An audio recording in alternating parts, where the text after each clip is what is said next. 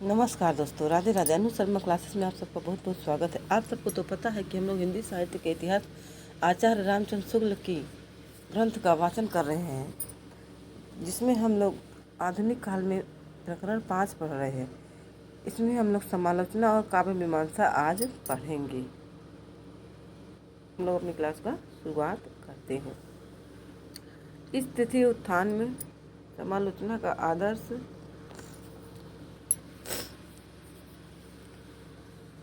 भी बदला। गुण दोष के कथन के आगे बढ़कर कवियों की विशेषताओं और उनकी अंत प्रवृत्ति की छानबीन की ओर भी ध्यान दिया गया। तुलसीदास, सूरदास, चायसी, दीनदयाल गिरी और कबीरदास की विस्तृत आलोचनाएं पुस्तकाकार और भूमिकाओं के रूप में भी निकली। इस इतिहास के लेखक ने तुलसी, सूर और जायसी पर विस्तृत समीक्षाएं लिखी, जिनमें से प्रथम गोस्वामी तुलसीदास के नाम से पुस्तकाकार छपी है। शेष दो क्रमशः भ्रमर गीत सार और 22 ग्रंथावली में सम्मिलित है। स्वर्गीय लाला भगवान दीन की सूर, तुलसी और दीन दयाल गिरी की समालोचनाएं उनके संकलित और संपादित सूर पंचरत्न दोहावली और दीन दयाल गिरी ग्रंथावली में सम्मिलित है। अयोध्या सिंह उपाध्याय की कबीर समीक्षा। तो देखिए, अयोध्या सिंह उपाध्याय की रचना कौन सी है, आप लोग को पता होना चाहिए, कबीर समीक्षा। उनके द्वारा संग्रहित कबीर वचनावली। देखिए ये लिखा है, कबीर वचनावली के साथ और डॉक्टर पीताम्बर दत्त बड़थवाल की कबीर ग्रंथावली। ये तो सबको पता ही है कि पीताम्बर दत्त बड़थवाल जी की रचना कबीर ग्रंथावली है। में सूर ग्रंथावली के साथ भूमिका रूप में सन्निविष्ट है। इसके उपरांत कलाओं और साधनाओं का तांता बंधा था और केशव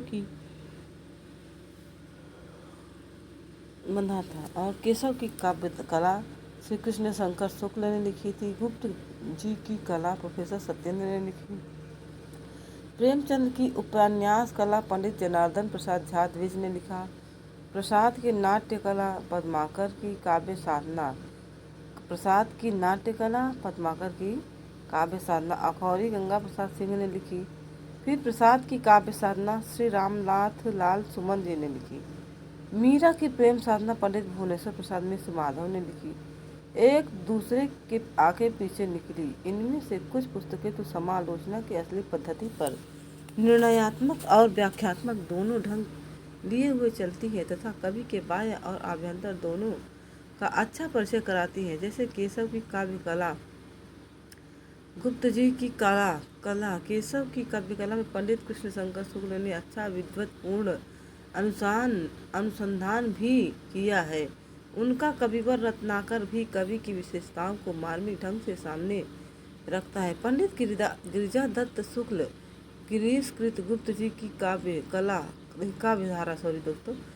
गिरिजादत्त शुक्ल की रचना कौन सी है, तो गुप्त जी की काव्यधारा में भी मैथिली शरण गुप्त जी के रचनाओं के विविध पक्षों का सूक्ष्मता और मार्मिकता के साथ उद्घाटन हुआ है। पद्माकर की काव्य साधना द्वारा ही पद्माकर के संबंध में बहुत सी बातों की जानकारी हो जाती है। इधर हाल में पंडित रामकृष्ण शुक्ल ने अपनी सुकवि समीक्षा, इनकी रचना का नाम है क्या नाम है दोस्तों, सुकवि समीक्षा में कबीर, सूर, जायसी, तुलसी, मीरा, केशव, बिहारी, भूषण, भारतेंदु, मैथिली शरण गुप्त और जयशंकर प्रसाद पर अच्छे समीक्षात्मक निबंध लिखे हैं। मीरा की प्रेम साधना भावात्मक है, जिसमें माधव जी मीरा के भावों का स्वरूप पहचानकर उन भावों में आप भी मग्न होते हैं, दिखाई पड़ते हैं। इन सब पुस्तकों से हमारा समीक्षा साहित्य बहुत कुछ समृद्ध हुआ है, इसमें संदेह नहीं। पंडित शांतिप्रिय द्विवेदी ने हमारे साहित्य निर्माता, शांतिप्रिय द्विवेदी की रचना देखिए, शांतिप्रिय द्विवेदी ने क्या लिखा है, हमारे साहित्य निर्माता। इम्पोर्टेंट है, मोस्ट इम्पोर्टेंट है इनकी पुस्तक। आलोचना में अगर दे दिया जाएगा कि हमारे साहित्य निर्माता किसकी रचना है, तो आपको पता होना चाहिए। नाम की एक पुस्तक लिखकर हिंदी के कई वर्तमान कवियों और लेखकों की प्रवृत्ति और विशेषताओं का अपने ढंग पर अच्छा आभास दिया है। ठीक ठिकाने से चलने वाली समीक्षाओं को देख जितना संतोष होता है, किसी कवि की समीक्षा के नाम पर उनकी रचना से सर्वथा असंबद्ध चित्रमयी कल्पना और भावुकता की सजावट देख उतनी ही ग्लानि होती है। यह सजावट अंग्रेजी के अथवा बंगला के समीक्षा क्षेत्र से कुछ विचित्र, कुछ विदग्ध, कुछ अतिरंजित चलते शब्द और वाक्य ला लाकर खड़ी की जाती है। कहीं कहीं तो किसी अंग्रेजी कवि के संबंध में की हुई समीक्षा का कोई खंड ज्यों का त्यों उठाकर किसी हिंदी कवि पर भिड़ा दिया जाता है। ऊपरी रंग ढंग से तो ऐसा जान पड़ेगा कि कवि के हृदय के भीतर सेंध लगाकर घुसे हैं और बड़े बड़े गूढ़ कोने झांक रहे हैं, पर कवि के उद्धृत पद्यों से मिलान कीजिए तो पता चलेगा कि कवि के विविध भावों से उनके वाग विलास का कोई लगाव नहीं। पद्य का आशय या भाव कुछ और है, आलोचक जी उसे उद्धृत करके कुछ और ही राग अलाप रहे हैं।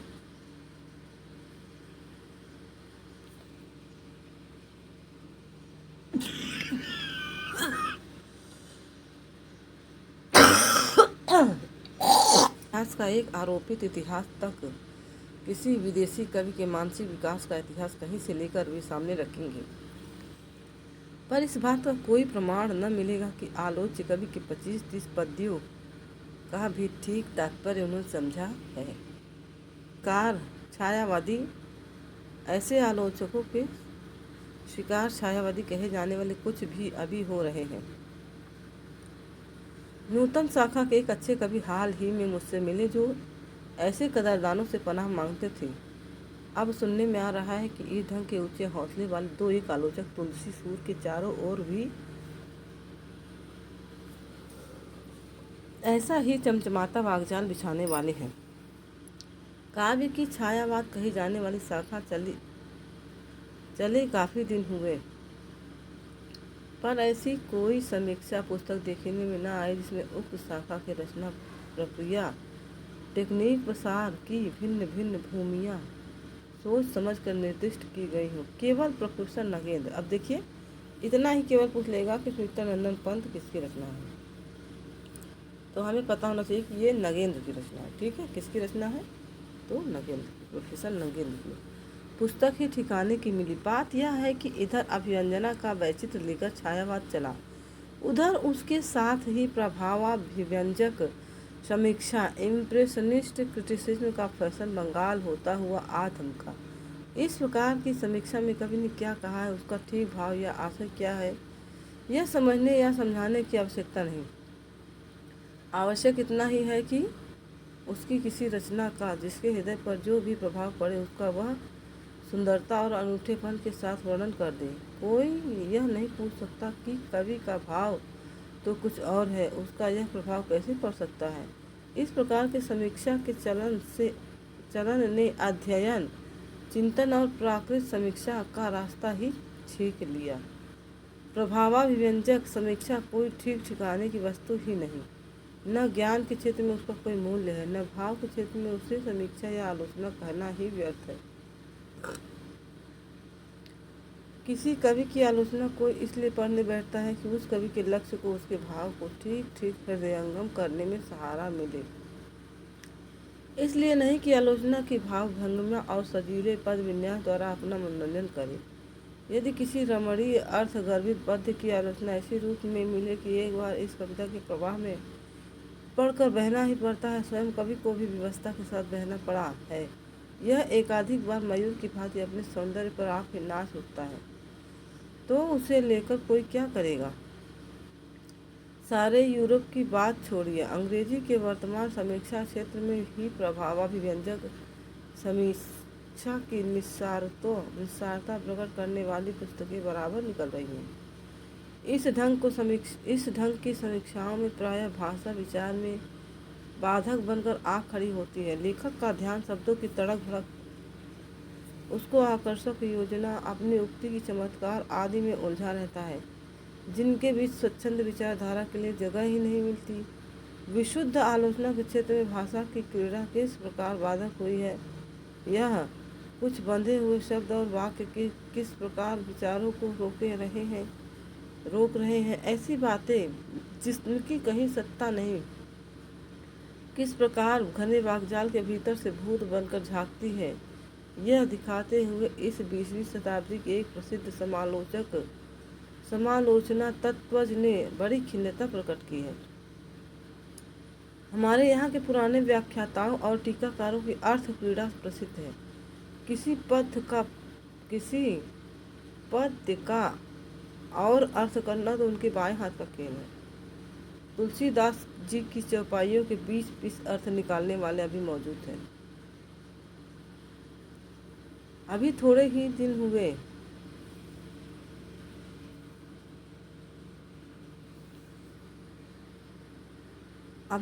दिन हुए हमारे एक मित्र ने सारी बिहारी सतई का शांत रसपरक अर्थ करने की धमकी दी।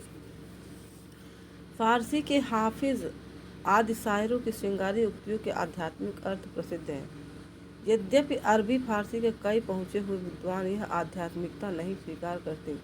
इस पुरानी प्रवृत्ति का नया संस्करण भी कहीं कहीं दिखाई पड़ने लगा है। रविंद्र बाबू ने अपनी प्रतिभा के बल से कुछ संस्कृत काव्यों की समीक्षा करते हुए कहीं कहीं आध्यात्मिक अर्थों की योजना की है। प्राचीन साहित्य, देखिए ये प्राचीन साहित्य की किताब है, अभी हमने पढ़ा रविंद्रनाथ जी का नाम की पुस्तक में मेघदूत आदि पर जो निबंध है उनमें से ये बातें मिलेंगी। काशी के एक व्याख्यान में उन्होंने अभिज्ञान शाकुंतल के सारे आख्यान का आध्यात्मिक पक्ष निरूपित किया था। इस संबंध में हमारा यही कहना है कि इस प्रकार की प्रतिभापूर्ण कृतियों का भी अपना अलग मूल्य है। वे कल्पनात्मक साहित्य के अंतर्गत अवश्य है, पर विशुद्ध समालोचना की कोटि में नहीं आ सकती। यूरोप वालों को हमारी आध्यात्मिकता बहुत पसंद आती है। भारतीयों की यह आध्यात्मिकता और रहस्यवादिता की चर्चा पश्चिम में बहुत हुआ करती है। इस चर्चा के मूल में कई बातें हैं। एक तो ये शब्द हमारी अकर्मण्यता और बुद्धि शैथिल्य पर पर्दा डालते हैं। अतः चर्चा या तारीफ करने वालों में कुछ लोग तो ऐसे होते हैं जो चाहते हैं कि यह पर्दा पड़ा रहे, कुछ बाहरी। दूसरी बात यह है कि शब्द पूर्वी और पश्चिमी जातियों के बीच एक ऐसी सीमा बांधते हैं जिससे पश्चिम में हमारे संबंध में एक प्रकार का कुतूहल सा जागृत रहता है और हमारी बातें वहाँ अनूठेपन के साथ कही जा सकती हैं। तीसरी बात यह है कि आदि भौतिक समृद्धि के हेतु जो भाषण संघर्ष सैकड़ों वर्ष तक यूरोप में रहा, उससे क्लांत और शिथिल होकर बहुत से लोग जीवन के लक्ष्य में कुछ परिवर्तन चाहने लगे, शांति और विश्राम के अभिलाषी हुए। साथ ही साथ धर्म और विज्ञान का झगड़ा भी बंद हुआ। अतः यूरोप में जो इधर आध्यात्मिकता की चर्चा बढ़ी वह विशेषतः प्रतिवर्तन रिएक्शन के रूप में है। स्वर्गीय साहित्याचार्य, अब देखिए किसका जिक्र करें, रामावतार जी पांडे और चंद्रधर शर्मा गुलेरी जी इस आध्यात्मिकता की चर्चा से बहुत घबराया करते थे।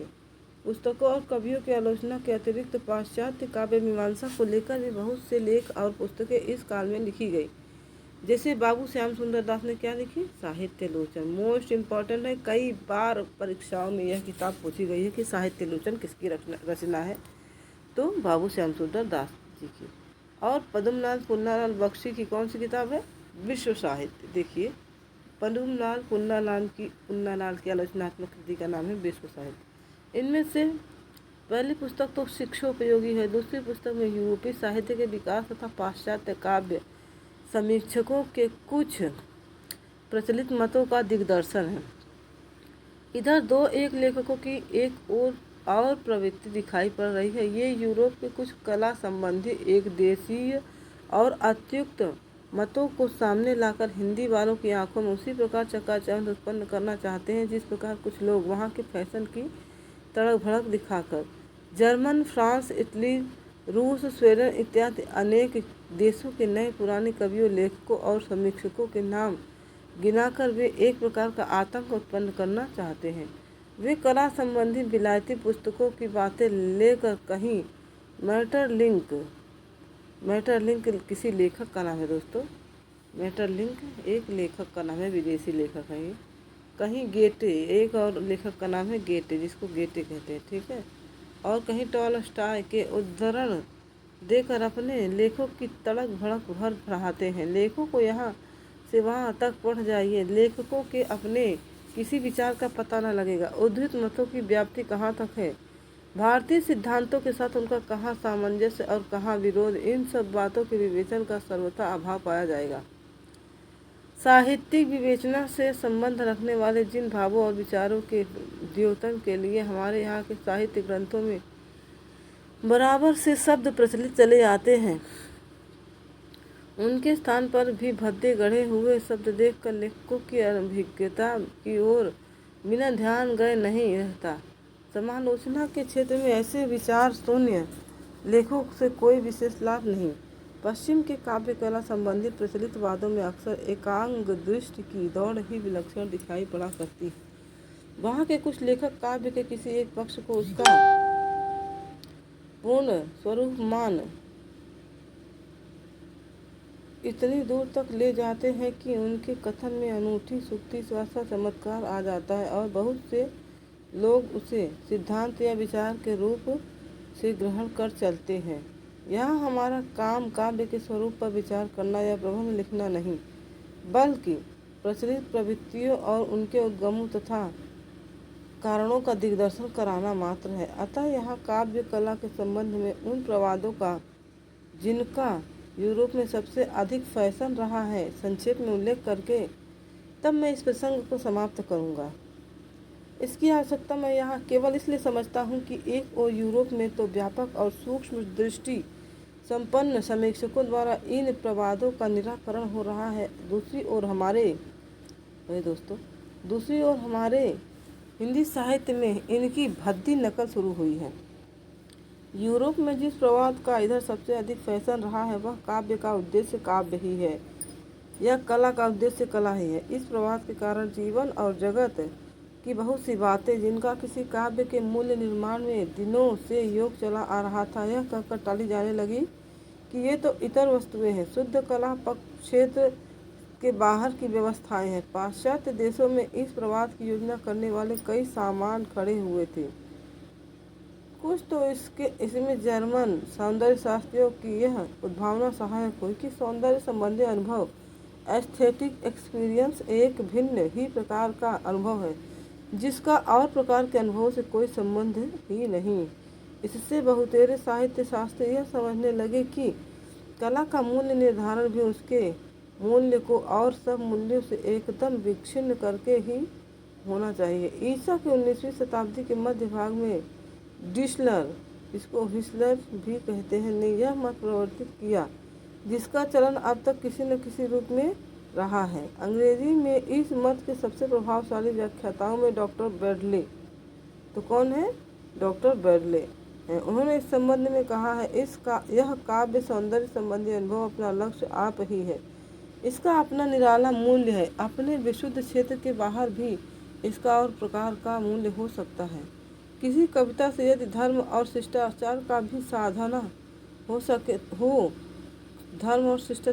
साधन होता हो, कुछ शिक्षा भी मिलती हो, प्रबल मनोविकारों का कुछ निरोध भी संभव हो, लोकोपयोगी विधानों में कुछ सहायता भी पहुंचती हो, अथवा कवि को कीर्ति व अर्थ लाभ भी होता हो, तो अच्छी बात है।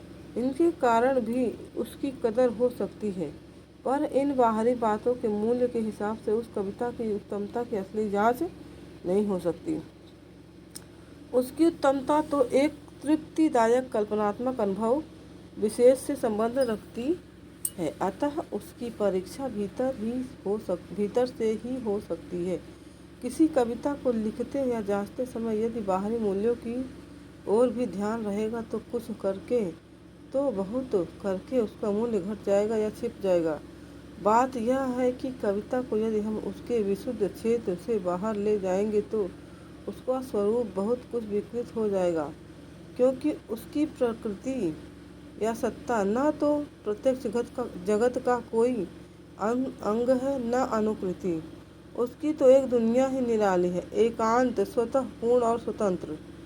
काव्य और कला के संबंध में अब तक प्रचलित इस प्रकार के नाना अर्थवादों का पूरा निराकरण रिचर्ड्स की भी चर्चा शुक्ल जी ने की है।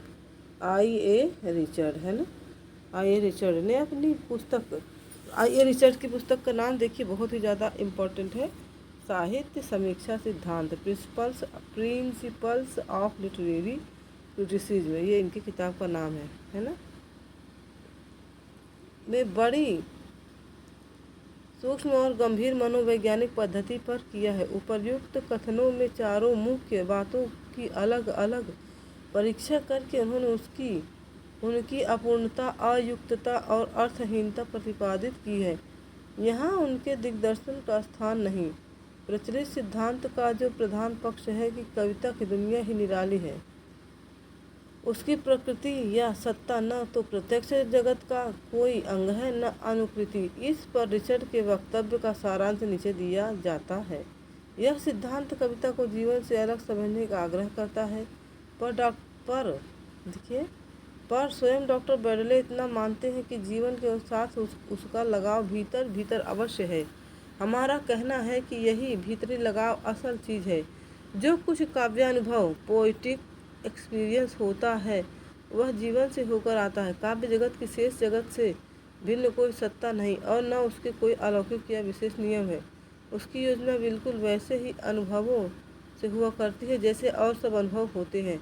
प्रत्येक काव्य एक परिमित अनुभव खंड मात्र हैं, जो विरोधी उपादानों के संसर्ग में कभी छटपट और कभी देर में छिन्न भिन्न हो जाता है। साधारण अनुभव से उसमें यही विशेषता होती है कि उसकी योजना बहुत गूढ़ और नाजुक होती है। जरा सी ठेस से वह चूर चूर हो सकता है। उसकी एक बड़ी भारी विशेषता यह है कि वह एक हृदय से दूसरे हृदय में पहुंचाया जा सकता है। बहुत से हृदय उसका अनुभव बहुत ही थोड़े फेरफार के साथ कर सकते हैं। काव्यानुभव से मिलते जुलते और भी अनुभव होते हैं। इस अनुभव की सबसे बड़ी विशेषता यही है यही सर्वग्राह्यता, कम्युनिकेबिलिटी। इसलिए इसके प्रतीति काल में हमें इसे अपनी व्यक्तिगत विशेष बातों की छूट से बचाए रखना पड़ता है। यह सबके अनुभव के लिए होता है, किसी एक ही के लिए नहीं। इसलिए किसी काव्य को लिखते या पढ़ते समय हमें अपने अनुभव के भीतर उस काव्य और उस काव्य से इतर वस्तुओं के बीच अलगाव करना पड़ता है। पर यह अलगाव दो सर्वथा भिन्न या असमान वस्तुओं के बीच नहीं होता, बल्कि एक ही कोटि की वृत्तियों के भिन्न भिन्न विधानों के बीच होता है। यह तो हुई रिचर्ड्स की मीमांसा। अब हमारे यहाँ के संपूर्ण काव्य क्षेत्र की अंतः प्रकृति की छानबीन कर चाहिए। उसके भीतर जीवन के अनेक पक्षों, जगत के नाना रूपों के साथ मनुष्य हृदय का गूढ़ सामंजस्य निहित मिलेगा। साहित्य शास्त्रियों का मत लीजिए तो जैसे संपूर्ण जीवन अर्थ, धर्म, काम, मोक्ष का साधन रूप है, वैसे उसका एक अंग काव्य भी अर्थ का स्थूल और संकुचित अर्थ द्रव्य प्राप्ति ही नहीं लेना चाहिए, उसका व्यापक अर्थ लोक की सुख समृद्धि लेना चाहिए। जीवन के और साधनों की अपेक्षा काव्यानुभव में विशेषता यह होती है कि वह एक रमणीयता के रूप में होता है, जिसमें व्यक्तित्व का लय हो जाता है। बाह्य जीवन और अंतर जीवन की कितनी उच्च भूमियों पर इस रमणीयता का उद्घाटन हुआ है। किसी काव्य की उच्चता और उत्तमता के निर्णय में इसका विचार अवश्य होता आया है और होगा।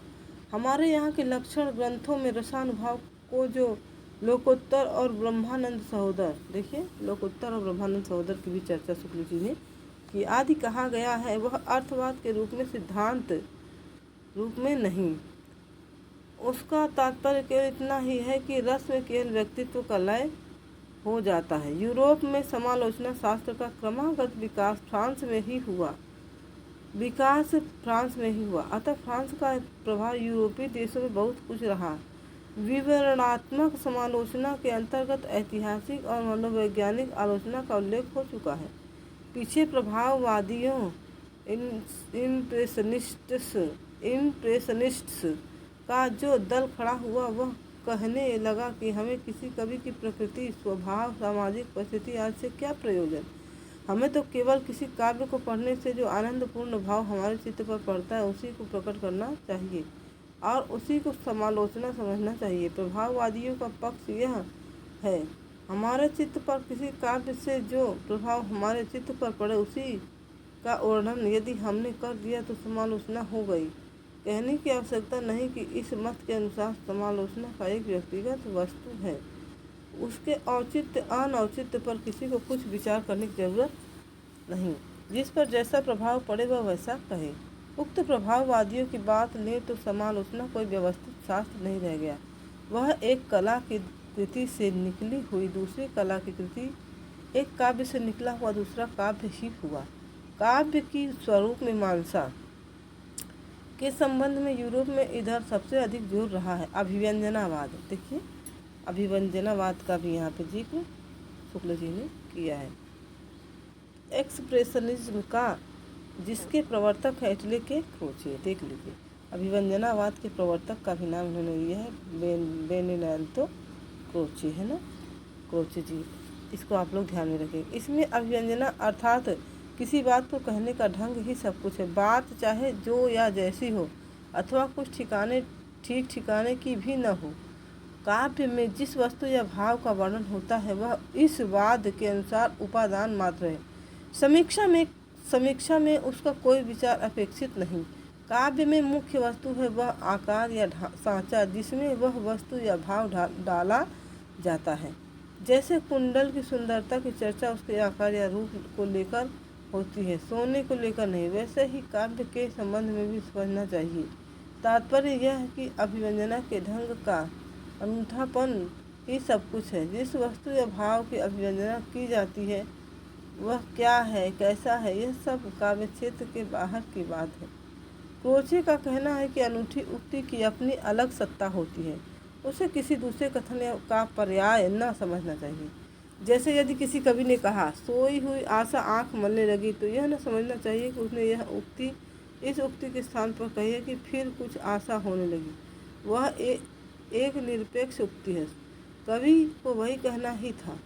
वाल्मीकि ने जो यह कहा कि न संकुचित पंथा येन बाली हतोगतः, वह इसके स्थान पर नहीं कि तुम भी बाली के समान मारे जा सकते हो। इस वाद में तथ्य इतना ही है कि उक्ति ही कविता है, इसके भीतर जो छिपा अर्थ रहता है वह स्वतः कविता नहीं। पर यह बात इतनी दूर तक नहीं घसीटी जा सकती कि उस उक्ति की मार्मिकता का अनुभव उसको तह में छिपी हुई वस्तु या भाव पर बिना दृष्टि डाले ही हो सकता है। बात यह है कि अभिव्यंजनावाद भी कलावाद की तरह काव्य का लक्ष्य बेल बूटे की नक्काशी वाला सौंदर्य मानकर चलता है, जिसका मार्मिकता या भावुकता से कोई संबंध नहीं। और कलाओं को छोड़ यदि हम काव्य ही को लें तो इस अभिव्यंजनावाद की वाक वैचित्रवाद ही कह सकते हैं। तो आचार्य शुक्ल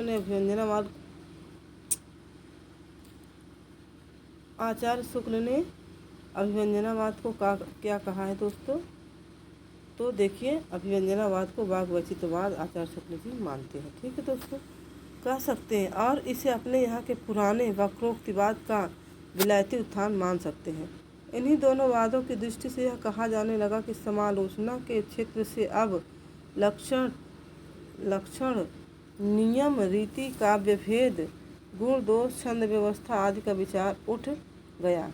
पर इस कथन की व्याप्ति कहाँ तक है यह विचारणीय है।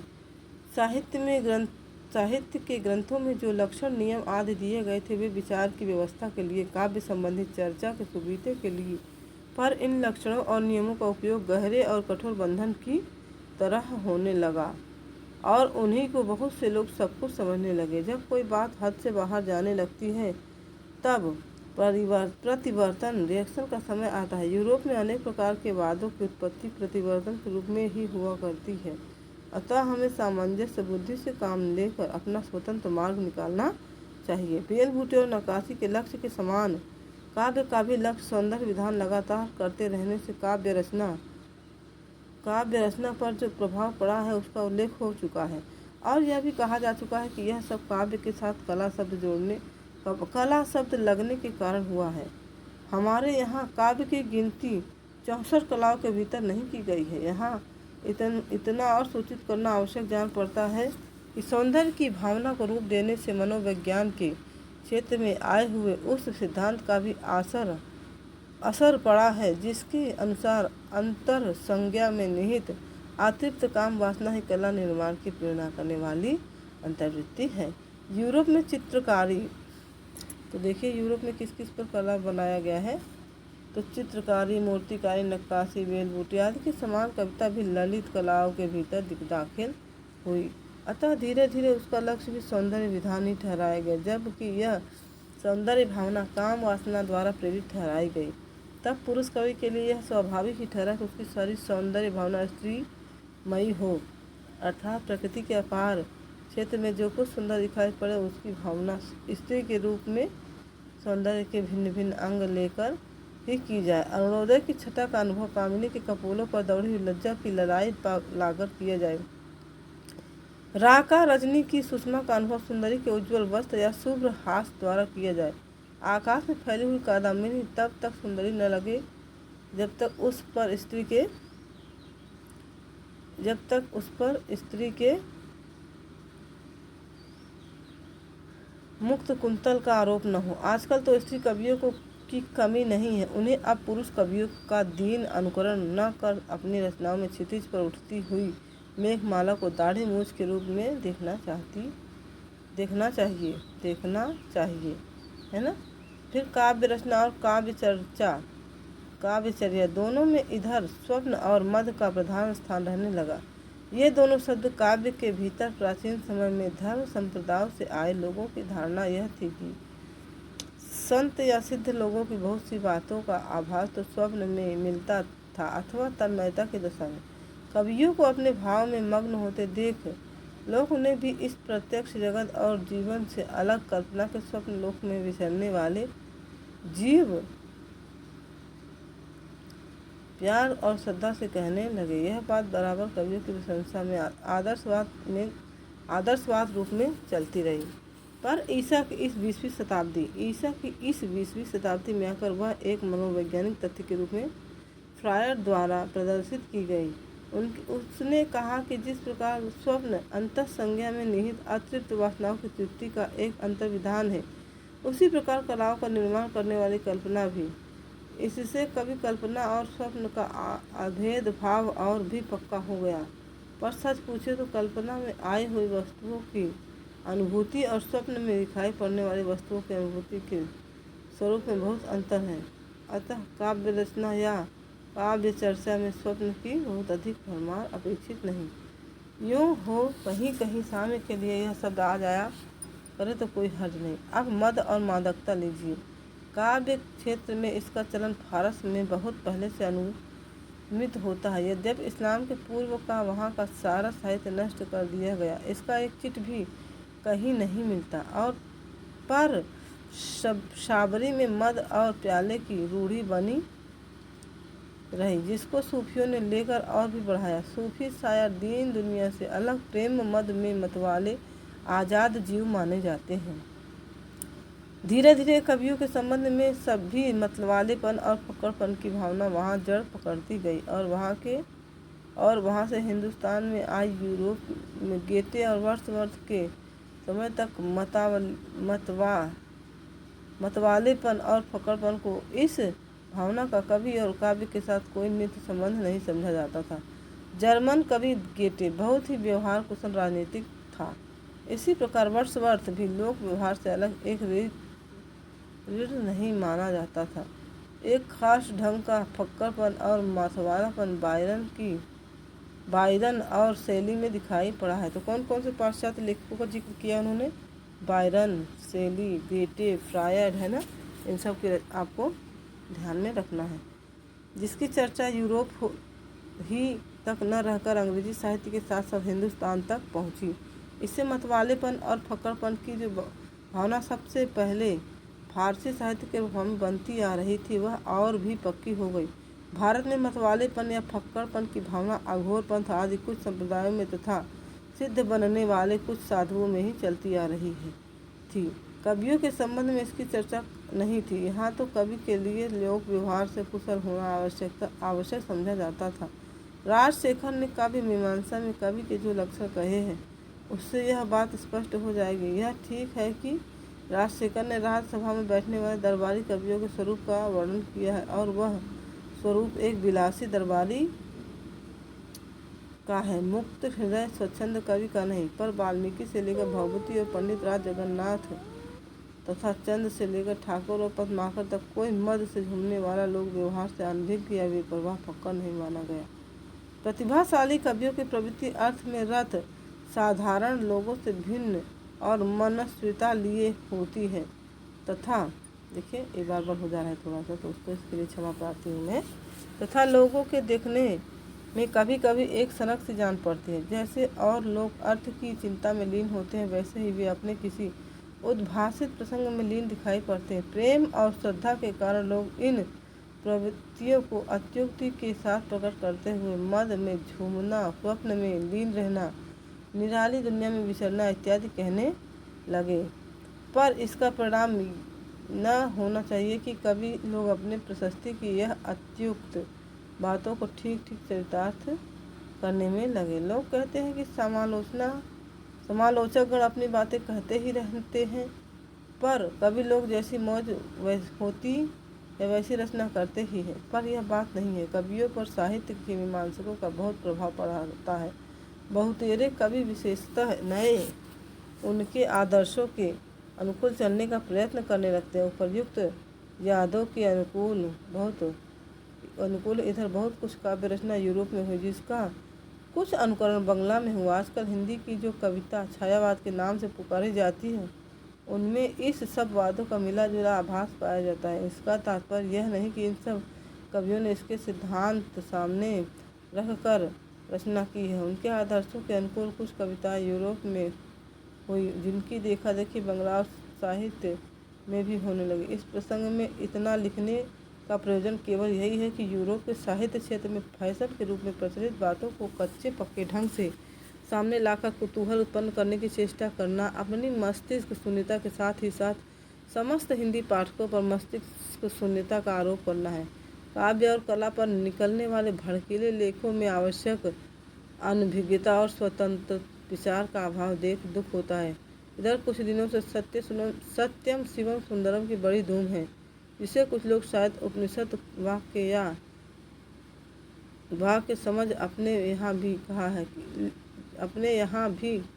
कहा है लिखकर उद्धृत किया करते हैं। यह कोमल पदावली ब्रह्म समाज के महर्षि देवेंद्र नाथ ठाकुर की है और वास्तव में द